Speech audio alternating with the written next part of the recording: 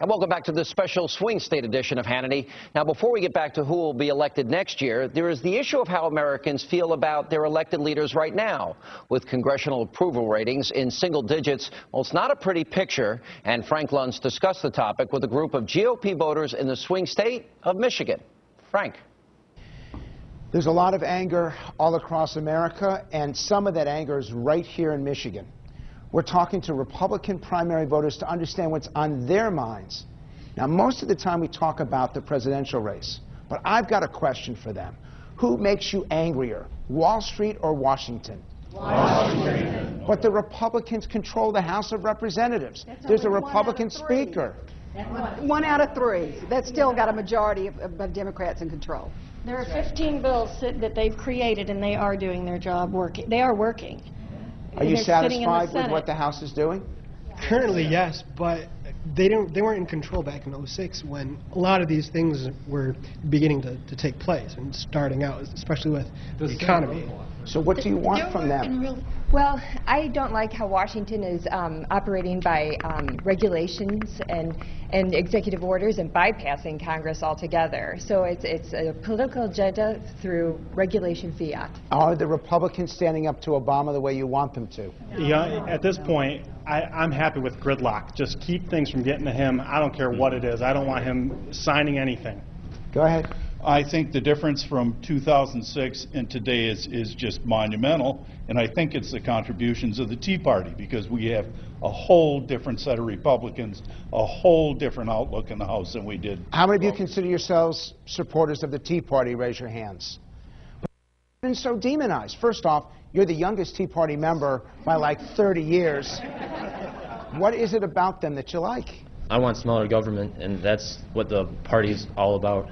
What is it about the Tea Party that you like? The Tea Party is focused clearly on what the founders intended. Smaller government, more input from us, stay out of our lives, regulate what needs to be regulated, defend us, and stop trying to play God, small g. But why is it then that the Tea Party support seems to be waning? No, I don't. It isn't. You don't agree with that? No. Why don't you agree with that? They're just not calling themselves Tea Party, maybe. Perfect. But I think that the Tea Party and the Republican Party are blended now, and I think that the support's still there. Are they standing up? Are the Republicans in Washington standing up for your principles?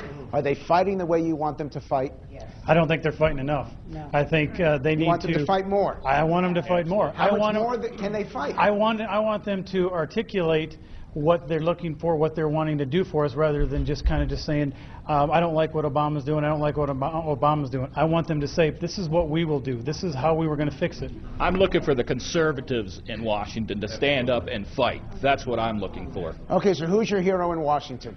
Pick somebody. Darrell Issa? Yeah. Why Darrell Issa? Well, I think he's bringing out some of the bad things that Holder's doing and holding her feet to the fire.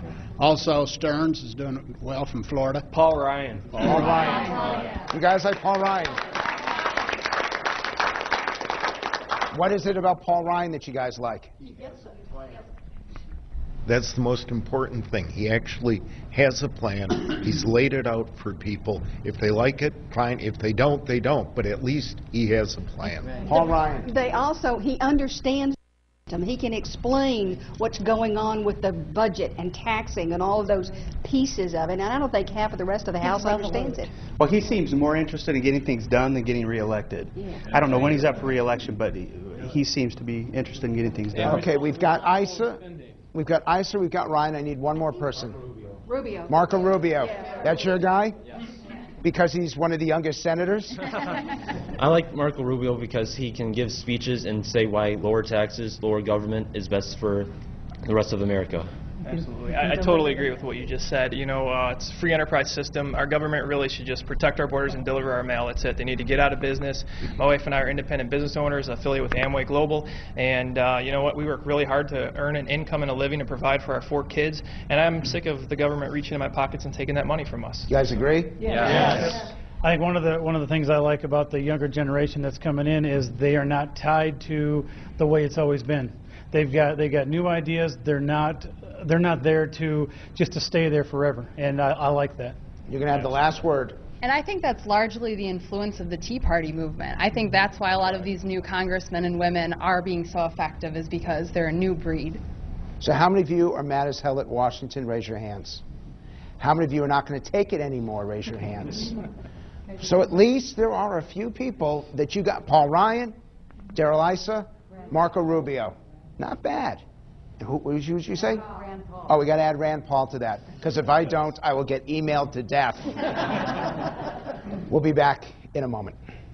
Thanks, Frank. And coming up next, the one issue that Republicans can't seem to agree on. We'll tell you what that is next. Stick around.